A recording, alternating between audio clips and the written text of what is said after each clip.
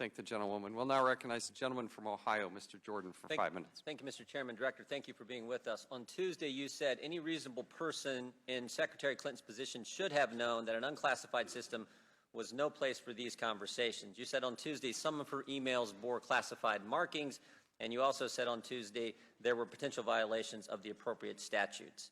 Now, I know a bunch of prosecutors back home would look at that fact pattern, look at that evidence. You even referenced it in your opening statement. Some of your friends in the prosecution business have been on TV saying they'd have looked at that same evidence and they would have taken it to a grand jury. But on Tuesday you said, and today in your opening statement you said, no reasonable prosecutor would bring such a case. And then in your statement Tuesday you cite factors that helped you make that decision and make that statement. And one of the factors you said was consider the context of a person's actions. Now, typically when I hear context in the course of a criminal investigation, it's from the defense side, not the prosecution side. It's at the end of the case after there's been a trial and a guilty verdict, and it's during the sentencing phase, mitigating circumstances. That's the context we typically think about, but you said it on the front end. You said consider the context of the person's actions, and so I'm curious, what does consider the context mean? Because a lot of Americans are thinking just what the chairman talked about in his opening statement, that there are two standards, one for we the people and one for the politically connected. A lot of folks I get the privilege of representing back in Ohio think that when you said consider the context, they think that's what Mr. Gowdy just talked about, the fact that she's former First Lady, former Secretary of State, former Senator, major party's nominee for the highest office in the land. And oh, by the way, her husband just met with the individual you work with at an airport in Arizona 5 days ago. So you said none of that influenced your decision, but tell us what consider the context means. Yeah, thank you, Mr. Jordan. What I was trying to capture is the fact that the exercise of prosecutorial discretion is always a judgment call. It is in every single case. And among the things you consider are, what was this person's background? What was the circumstances of the offense? Were they drunk? Were they inflamed by passion?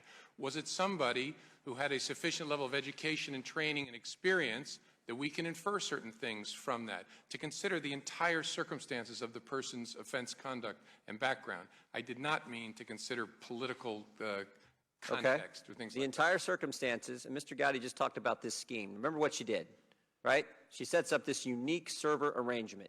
She alone controls it. On that server, on that email system are her personal emails, her work-related emails, Clinton Foundation information, and now we know classified information. This gets discovered. We find out this arrangement exists. Then what happens? Her lawyers, her legal team decides which ones we get and which ones they get to keep. They made the sort on the front end.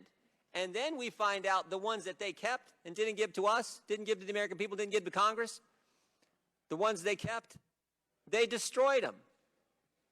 And you don't have to take my word, I'll take what you said on Tuesday. They deleted all emails that they did not return to the State Department, and the lawyers cleaned their devices in such a way as to preclude complete forensic recovery.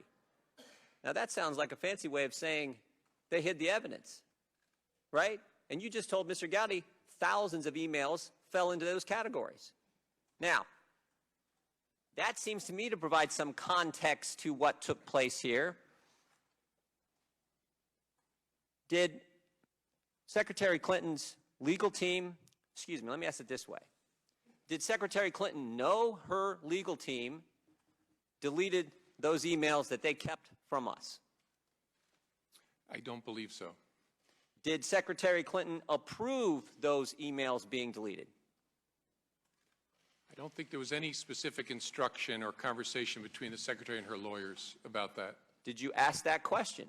Yes.